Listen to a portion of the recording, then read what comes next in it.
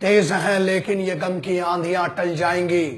इन फौज के चिरागों को न छूना वरना उंगलियां जल जाएंगी।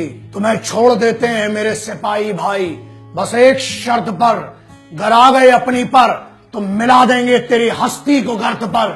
कश्मीर में उस फर्जी आजादी के लिए कुछ पत्थरों से लड़ जाते हैं और इन जैसे गद्दारों के लिए कुछ वहां सिपाही बर्फ में मर जाते हैं। ये वीडियो आज मेरे उन सिपाही भाइयों के लिए, उन फौजी योद्धाओं के लिए जो वहां पर अपना सुख चैन छोड़कर, अपना घर बार छोड़कर दिन रात लगे हुए हैं वहां पर उन लोगों को बचाने के लिए, उनके परिवारों को बचाने के लिए जो उन पर सुबह शाम पत्थर चलाते हैं। क्या कहा गया, ये पत्थर मारते हैं उसके बाद भी इनकी सुरक्षा की जा रही है। उसका कारण यह है क्योंकि इन सिपाहियों को, ना पुलिस को, ना पैरामिलिट्री फोर्सेस को, ना इंडियन आर्म्ड फोर्सेस को, इनको कोई भी डाउट नहीं है कि भारत का हिस्सा कश्मीर हमारा था, हमारा है और हमारा ही रहेगा। 4-4, 5-5 वीडियो तो मैं कर चुका हूं। कितनी बार यूथ को समझाया जाएगा कश्मीर की कि मत भड़को, जो तुम्हारे आका है और अनडिक्लेयर्ड बॉसेस और बाप बन के बैठे हैं वहां पर तुम्हारे, वो क्या करते हैं, अपने बच्चों को फॉरेन यूनिवर्सिटीज में पढ़ा रहे हैं, बड़ी बड़ी जगह में जॉब दे रहे हैं, एग्जाम के लिए मर्सिडीज से जाते हैं और तुम्हें इसलिए पत्थर फेंकने के लिए लगाया है क्योंकि तुम ना पढ़ पाओ, क्योंकि तुम पढ़ जाओगे तो राजनीति समझ लोगे।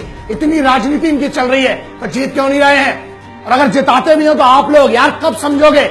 जब तुम्हारी हस्ती मिट जाएगी, जब कश्मीर मिट जाएगा तब आप समझोगे। क्या आपकी जिम्मेदारी है समझने के लिए कि आपको हर बार बरगलाया जा रहा है, आपके हाथ में पत्थर दिया जा रहा है और खुद की औलादों के हाथ में आईपैड दिया जा रहा है? अब तो समझ जाओ। आपसे नारे क्या लगवाए जाते हैं कि आधी रोटी खाएंगे पर सर नहीं झुकाएंगे, है ना, और सुबह शाम मिलकर इस फौज पर पत्थर चलाएंगे।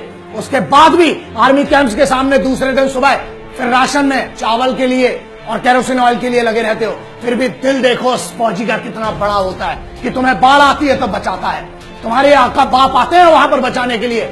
जब अभी कल रात को जब वो गर्भवती महिला वहां अस्पताल से लौट रही थी, आपको तो इंसिडेंट भी नहीं पता होगा क्योंकि मीडिया में कुछ ऐसे गद्दार मीडिया वाले बैठे हुए हैं जो यहाँ की खाते हैं, हमारी रोटी खाकर अपने आका बाजू वाले देश और अपने बापों की खाते हैं। इन गद्दारों को मैसेज दूंगा आखिरी में बहुत क्लियर। शिकारे वाले को कौन सी आजादी, सब्जी बेचने वाले को कौन सी आजादी, फल बेचने वाले को कौन सी आजादी, मजदूर के लिए कौन सी आजादी, पता नहीं किस आजादी के लिए लड़ते रहते हो जो तुम्हारे आकाओं ने बताई है, जिनने तुम्हें प्लांट किया वो तुम्हें आजादी, गलत आजादी बताते हैं। यार इस हिंदुस्तान में जी रहे हो इसलिए खुली सांस लेने का, और यहाँ तुम्हारे प्रोटेक्शन के लिए तेरी फौज है। तुम्हें पता है 3 लोग बर्फ में दबकर मरे हैं, एक जेसीओ थे और 2 एनसीओ थे, मरे हैं तुम्हारे लिए बटालिक सेक्टर में बर्फबारी में। 6 दिन बाद उनकी लाश मिल रही है। क्यों मरे हैं? तीनों झारखंड से, तो उनको तो कोई लेना देना नहीं तुम्हारी कश्मीर और तुम्हारी आजादी से, लेकिन इसलिए क्योंकि उन्हें कोई शक नहीं है कि कश्मीर भारत का हिस्सा नहीं है। It is an integral part and the armed forces do not have any doubt about it. और वो मीडिया वालों ने जो इसको इतना हाइप बना दिया है कश्मीर कश्मीर कश्मीर करके, जम्मू तक डेवलप नहीं होने दिया, इतनी बुरी हालत कर दी है, वहां पर बच्चे भूखे मर रहे हैं। अभी जो चल रहा है पिछले 2 दिनों से, कौन तुम्हारे आका लोग आ रहे हैं, कोई वहां पर वही फौज खड़ी हुई है जिसको तुम पत्थर मारते हो ना, रात को एक आवाज में खड़ा हो जाता है, वही बूढ़ी महिलाओं के लिए, वही बूढ़े लोगों के लिए, बच्चों के लिए, सुरक्षा के लिए खड़ा हुआ है। और सिपाही की इज्जत करो यार। 7 सितंबर 1989 के पहले एक बंदा बता दो कहां पर चेक पोस्ट थी? कोई फौजी आई कार्ड चेक करता था कश्मीर में? अरे यार जन्नत को मिटा मारा तुम लोगों ने मिलके।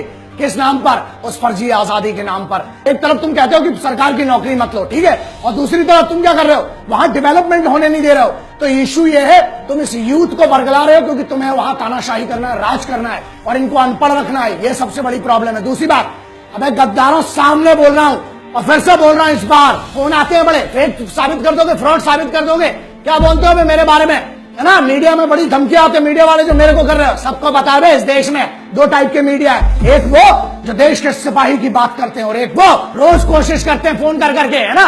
आजकल तो बड़े डायरेक्ट कॉल आने लगे हैं। सुनो बे, आ रहा हूं 2 मई से लेके 28 मई तक कश्मीर में हूं, रॉयल एनफील्ड में घूमूंगा, जिसको जो उखाड़ते बने ना, चैलेंज दे रहा है बंदा, तुम्हारे उसी कश्मीर में हूं और अपने भाइयों से मिल रहा हूं। और मैं देखना जितना होगा मेरे से मिलो जिसको कोई डाउट है यार आजादी के बारे में। हम इस देश को मिलकर बेहतर बनाएंगे यूथ के लिए। यू आर माय ब्रदर्स, मेरे को कोई डाउट नहीं है, इसलिए आ रहा हूं तुम्हारे लिए। और जितने ये बैठे ना गद्दार मीडिया वाले और उधर जम्मू के गद्दार जितने जम्मू कश्मीर में, डेट बता रहा हूं और सबको पता चल जाएगा, होर्डिंग देख लेना।